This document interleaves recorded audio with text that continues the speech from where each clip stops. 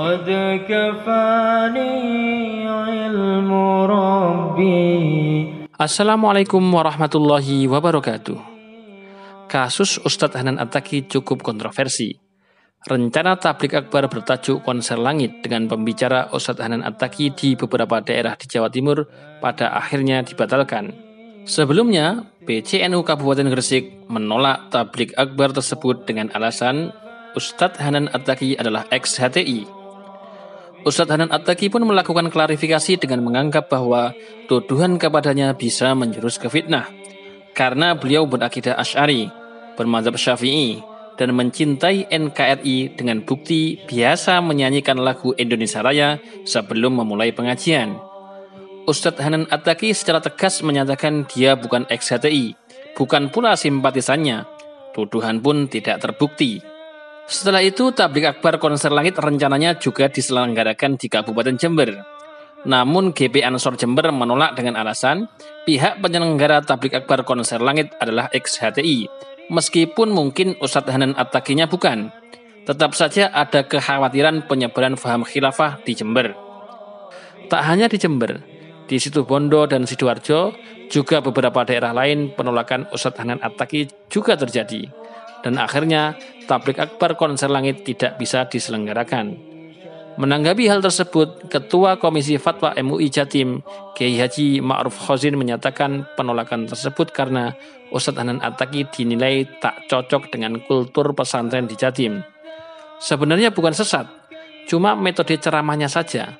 Boleh jadi di satu provinsi cocok, namun belum tentu di wilayah yang pesantrennya ribuan seperti di sini belum tentu cocok. Tambah Kiai Haji Ma'ruf Khozin. Dari kejadian ini, kita bisa mengkaji banyak pelajaran. Kita harus berada di tengah-tengah, mencoba berimbang dalam memandang sehingga bisa berlaku adil. Tidak condong ke kanan karena kefanatikan, tidak pula condong ke kiri karena kebencian.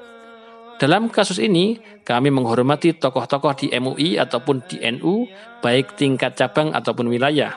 Kami juga bukan simpatisan Ustadz Hanan At-Taqi. Terlepas dari kekurang cocokan kami terhadap dai dengan fashion gaul, beberapa materi yang disampaikan Ustadz Hanan At-Taqi kami juga tak sepaham. Utamanya ketika beliau menceritakan para nabi dan sahabat yang terkesan kurang adab karena pilihan kata yang kurang tepat. Meskipun begitu, menolak dakwah ala Ustadz Hanan At-Taqi menurut kami tetap tidak perlu. Sungguh benar bahwa beberapa wilayah di Jatim sangat erat dengan pondok pesantren dan suasana religius. Tapi praktek kemungkaran dan kemaksiatan yang terang-terangan, yang jelas tidak sesuai dengan ketuhanan yang Maha Esa juga masih banyak terjadi. Konser dangdut dengan busana sorono, berjoget dengan mabuk, tempat hiburan malam di setiap kota hampir pasti ada. Bukankah itu semua lebih layak untuk ditolak jika dibanding dengan sebuah acara tablik akbar? Apalagi alasan penolakan bukanlah kesesatan materi dakwah, tetapi hanya seputar perbedaan metode dakwah yang dianggap tidak cocok. Menurut kami, biarlah umat yang menilai cocok tidaknya. Karena jika memang tidak cocok, tentu tablik akbar Konser Langit akan sepi. Tidak ada yang antusias menyimak kajian beliau. Tidak menutup kemungkinan mereka yang di jalanan, pemuda-pemudi yang baru hijrah dan haus ilmu agama, tapi tidak ada akses mendekat ke pesantren dan belum terangkul oleh kegiatan dakwah NU, bisa terjalin dengan dakwah gaul ala Ustadz Hanan At-Taqi. Tidak menutup kemungkinan juga mereka menjadi lebih baik dan lebih dekat kepada Allah Subhanahu wa Ta'ala. Jika kita menolak dakwah ala Ustadz Hanan At-Taqi, lalu kita juga tidak secara maksimal mendekati pemuda-pemudi seperti mereka, sehingga mereka tetap jauh dari agama, alangkah berdosanya kita. Disinilah pentingnya kerjasama antar umat untuk merangkul semua dai agar fokus membina masyarakat, tidak justru saling menjatuhkan.